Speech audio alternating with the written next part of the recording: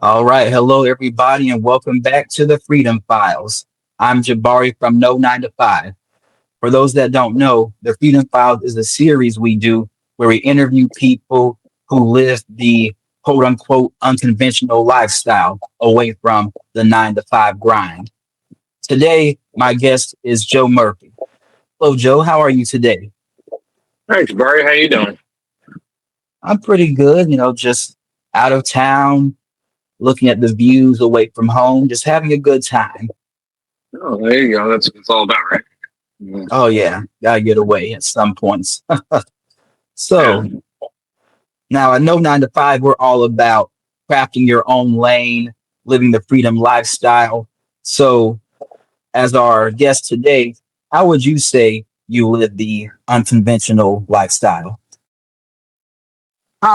So I really, I mean, my job is marketing. So really, I can take my job anywhere there's a computer. So I work unconventionally in the fact that I can work from anywhere.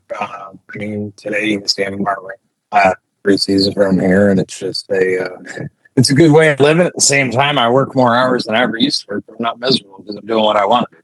So you know, it is when they say you get what you love, you never work a day in your life. There's a lot of truth to it. It's a very common catchphrase, but it's true. How long have you been working in this field, like going your own way? Oh, it's been about 5 years now.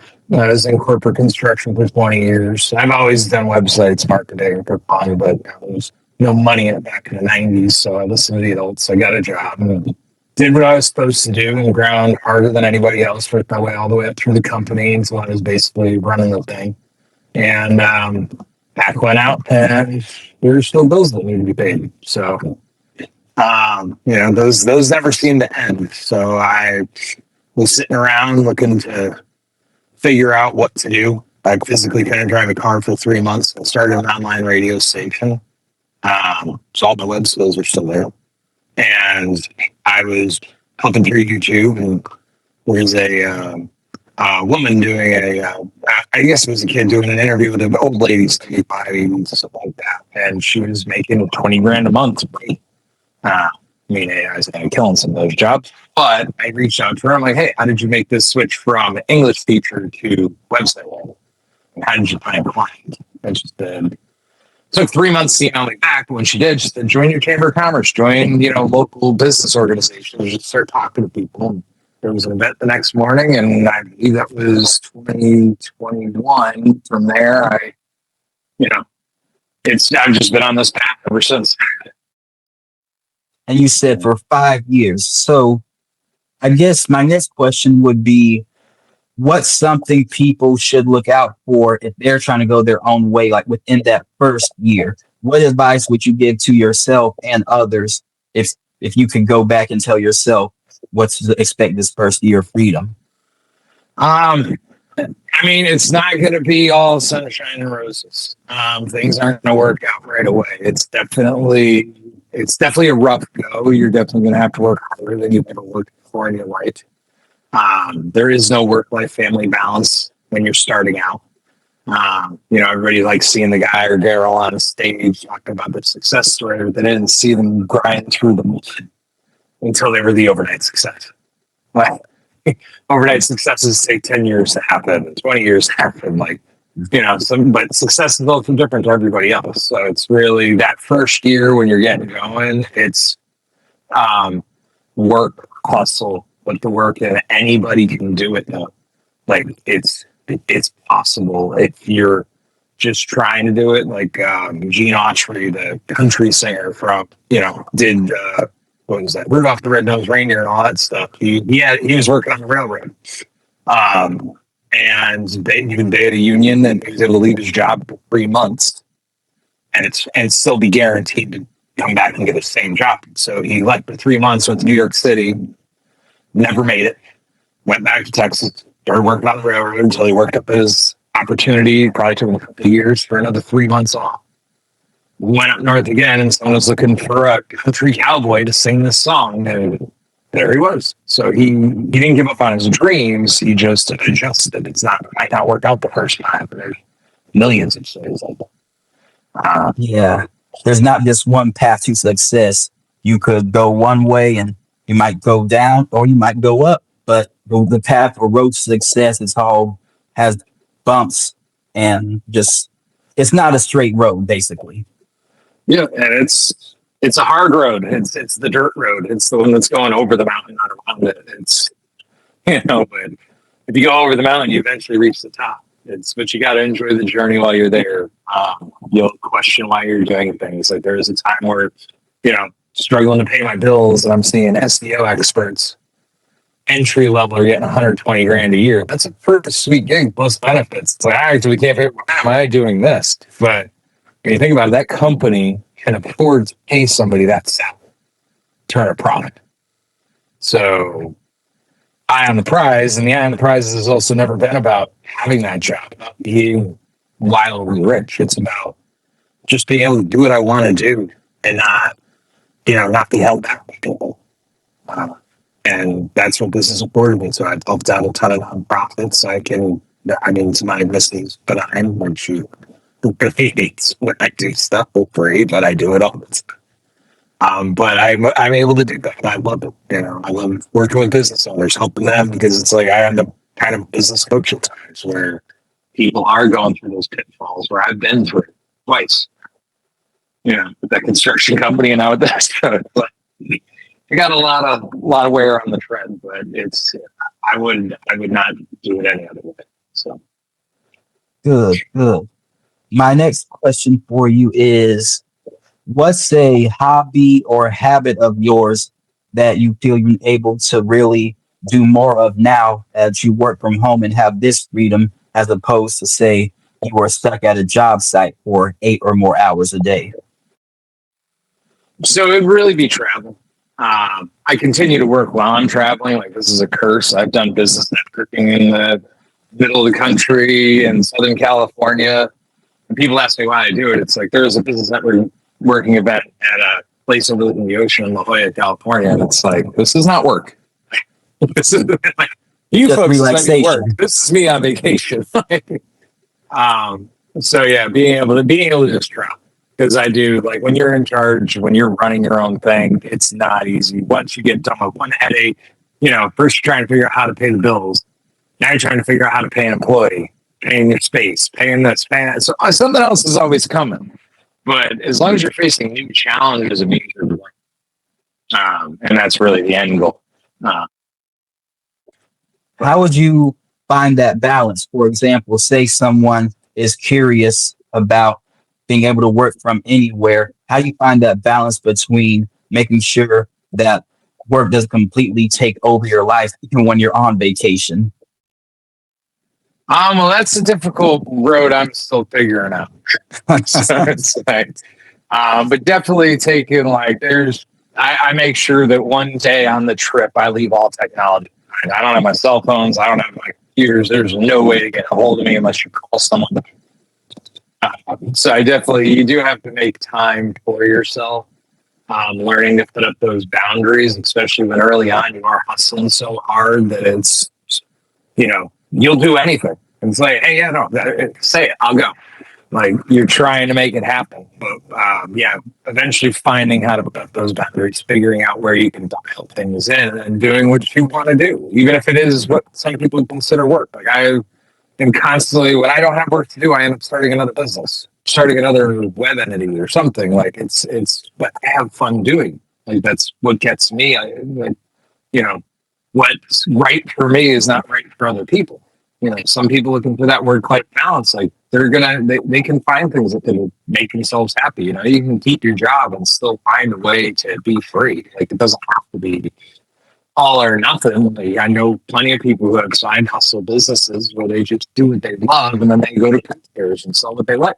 So, talk with crowds. There's all different ways to escape. It doesn't have to be an all or nothing. Right.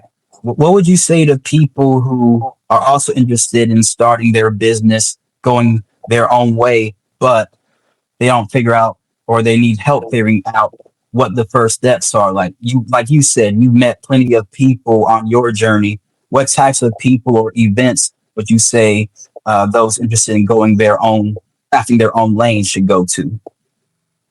I'd say do as much networking as you can. Your network is your net worth. And I'm not saying go there going to a networking event expecting business. People don't do business with you just because you show up. You want to go there to make a relationship. I would say, I'm going there to make a friend. I don't care what the event is. I'm just going there. We're going to have a good time. Because why is somebody going to do business with you? If you're selling insurance or whatever, like there's trust that needs to be built. Nobody's immediately going to give you their website or marketing. Like there's so much that goes into it. So just going, showing up, being present where you are, and just being genuinely interested in other people. If you help enough people reach their dream, you'll reach your own.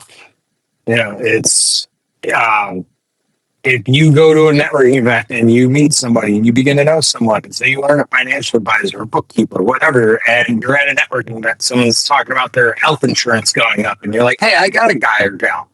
Like, here's a business card, here's a phone number, you give the referral, and it all takes care of itself. But yeah, business networking, your local chamber of commerce's, business associations. I know nobody's sponsored by them. Eventbrite is a great place to find networking events. You do want to be careful because some of them can be basically sales pitches. And that's kind of a waste of your time. You do want to be cognizant of your time because it's the most valuable asset you have. You get rid of everything. At the end of the day, time is the one thing you can't get back. It's running out. So you'll learn. You'll be like, okay, that looks like a sales pitch. That looks like that. So over time, you can grow your business. There's a lot of business development councils in different states, different areas, programs for female minority-owned businesses, things like that just help people get into business. And there's a lot of different ways to go about it, grant writing, all that stuff. So yeah, look into all your options. Be aware that there is a lot of people that are going to try to scam you. Be wary about marketing. I'm also getting pissed off with my own industry. Things have come a long way. Just try to be smart about what's going on. Do your research to the best of your abilities. Obviously, we're not all experts in our own things, which is what makes this world a great place. Because if you were good at things I was good at, this would be a pretty boring time. Oh yeah. So it's like I always say, people are like, I don't know anything about this. It's like, well, I'm not a chiropractor. Like, I go watch a YouTube video and crack someone's back, but it ain't gonna end well. Like, it's your job to be good at what you do. My job to be good at what I do. So, What would you say a freedom lifestyle looks like to you? I know you mentioned traveling earlier and how you're now enabled to do that much more than you were previously, but any other aspects of the freedom lifestyle you'd like to expand upon? So really just not having to answer. Well, I should say you don't have to answer to anybody, but you do have to answer to everybody because there's still the government. There's still that. You're answering to your employees, even if you're in charge of what they're doing. Guess what? You need to wake up and know what they're going to do today. If you've got multiple employees, you got to be like, okay, Monday through Friday, I got to keep that person busy. Like I honestly had the thought it was a while ago, somebody who drives a dump truck, like they drive the dump truck, they park it, they go home. They don't think about that dump. They say it's Friday. They don't think about that dump truck till Monday.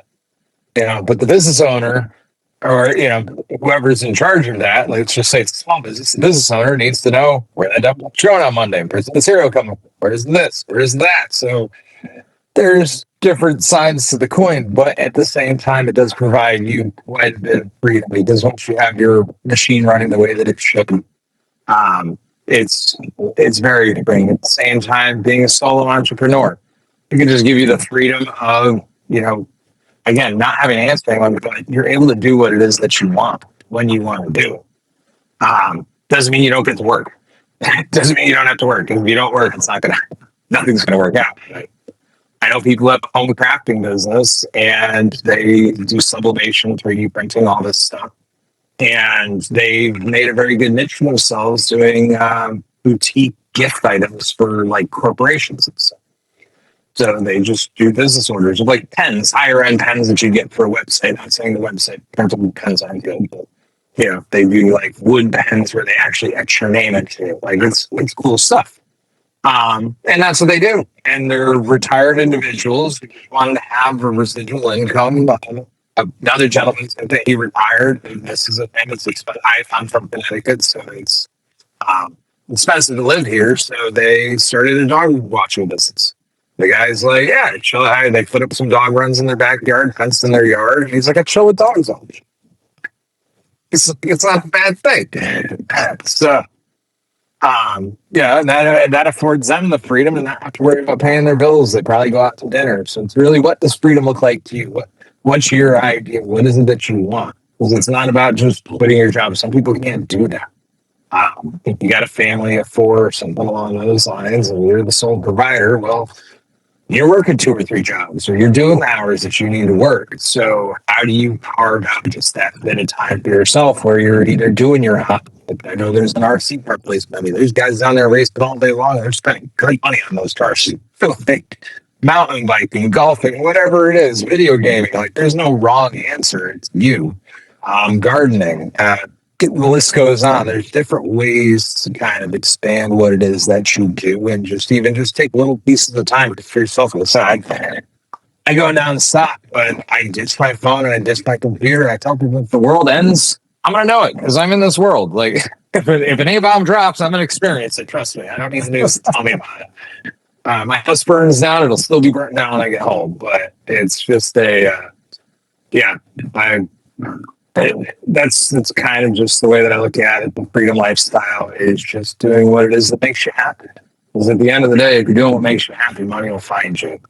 So many people are focused on the goal or getting that nice fancy car or whatever it is. Like, my I shouldn't say famous thing. A famous thing in my family. My grandmother always told the story when she was a little girl. She went up to her dad and she's like, Dad, are we poor? And he's like, sweetheart, we're not poor. We just don't have any money. And he meant to. He's like, we have what we need. We have a roof over our head. We've got heat. We've all got a bed. Like we just don't have money right now. And, they worked hard and money came. Again, they started their own thing, worked for people, started their own thing, and moved on from there. So, yep. There's not, I can say to anybody, just go for it. Find a way to, in any way, shape, or form. It doesn't have to be massive. You can small steps, but you can't walk a mile if you don't take the step. Yeah, it's a journey to achieve the freedom. Well, Yep. before we go, Joe, do you have any more words of advice for people who are thinking about going in their own lane? Just quick little few words of advice. I mean, just as I said, kind of wrap up that last rant was just go for it. Don't say you can't. Talk to yourself like your best friend. Your best friend walked into a room and started saying the things that you're saying or you're thinking. What would you tell them? Tell them, go for it. You got this. You're awesome. You're amazing. You're gonna say, dude, like, you're stupid. Like, you can't do this. Like, oh my god. Like, what if I fail? What if this? So, I always like Steve Harvey says. Everybody says have a fallback plan. He says, screw that. Fail forward. Fall forward. As long as you're failing forward, you're falling through mud. It sucks. It's hard, but you get there. And you think of how many people have become successful and gone bankrupt numbers of times. Like, they just lost everything, but they restart, and the system always is there to restart. Like, it really does depend on where you are in the world. But if you're in a first world country, go for it. Anything, go for it. Even if you're not, there's a way to do it. You can make something. I hate anybody saying that it's exclusive to certain people because of certain things. And it's like, no, it just means you have to work hard. You always hear the story about the kid who's got a school bus that goes to school and fails.